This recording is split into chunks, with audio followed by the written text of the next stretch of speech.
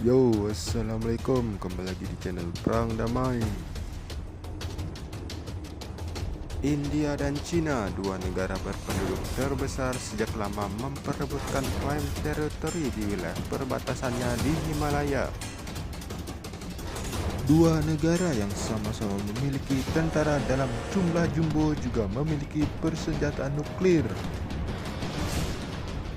Tahun lalu, krisis perbatasan ini memburuk dengan puluhan tentara tewas dalam kedua sisi. Lokasi bentrok berada di perbatasan de facto kedua negara. Dinamakan Garis Kendali Aktual atau LAC, terletak di Lembah Galwan Ladakh. Lembah ini terletak di wilayah sengketa yang syarat personel dan pasukan militer. Tak hanya antara India dan Cina, namun juga ada Pakistan di sana. India sempat marah dengan Cina yang disebut menumpuk pasukan, membuat parit, mendirikan tenda, dan juga persenjataan militer di perbatasan. Sebaliknya, India disebut membangun jalan menuju pangkalan udaranya di ketinggian sejauh beberapa ratus kilometer. Panjang perbatasan India dan Cina membentang sejauh 3.440 km. Di sejumlah titik bentang itu ada sejumlah klaim yang bertabrakan satu sama lain antara kedua negara. Sejak 1950-an, Cina menolak klaim perbatasan kedua negara. Klaim tersebut kala itu dibuat oleh Inggris yang masih menjajah India. Beralih ke 1962, perang sempat pecah akibat perbatasan ini.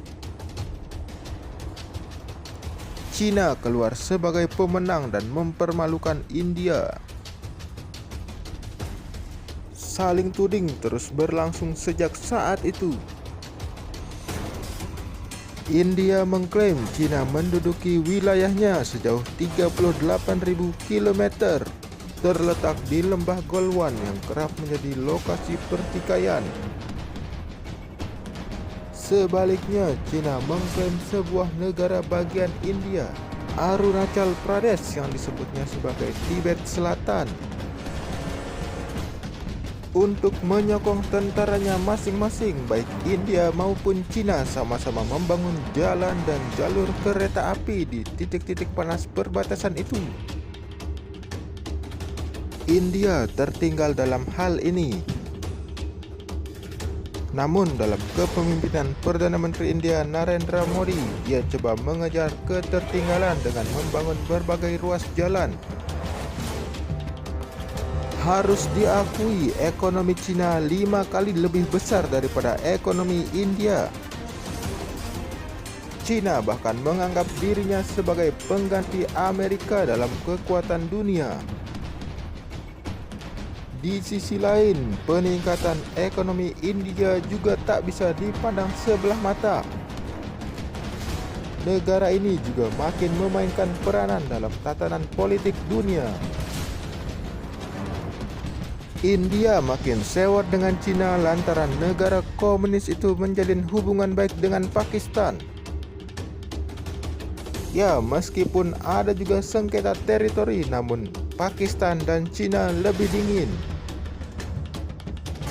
India menuduh Pakistan dan Cina bersatu dalam hal persenjataan nuklir. Bantuan-bantuan dari Cina jelas tak disukai oleh India. Tak lain karena India adalah musuh utama Pakistan sejak lama. Di sisi lain, Cina juga curiga pada India. Ini soal pemimpin Tibet Dalai Lama yang diberi akses oleh India. Bukan rahasia umum lagi, Dalai Lama ingin Tibet merdeka dari Cina. Dan dengan kebaikan India, Dalai Lama bisa menetap di sana dalam pengasingannya. Cina juga menganggap India sebagai negara yang berpotensi bekerja sama dengan musuh-musuhnya. Sebut saja Amerika, Jepang hingga Australia.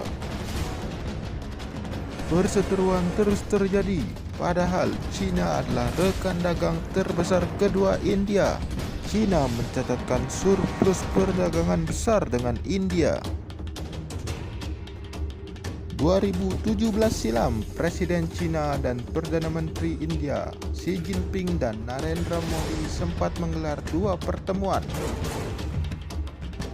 Pertemuan informal itu untuk meluruskan perbedaan di antara kedua belah pihak. Setelah bentrok berdarah 2020, India dan China juga kembali berdiskusi. Namun, insiden itu jelas semakin mengurangi kepercayaan antara kedua belah pihak. Perlu kemauan kuat untuk meredakan ketegangan.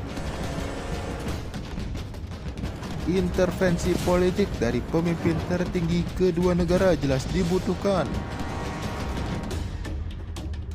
Hal ini penting untuk meredakan ketegangan yang semakin menjadi-jadi. Jika terus seperti ini, pertempuran besar antara India dan China seolah tinggal menunggu waktu saja.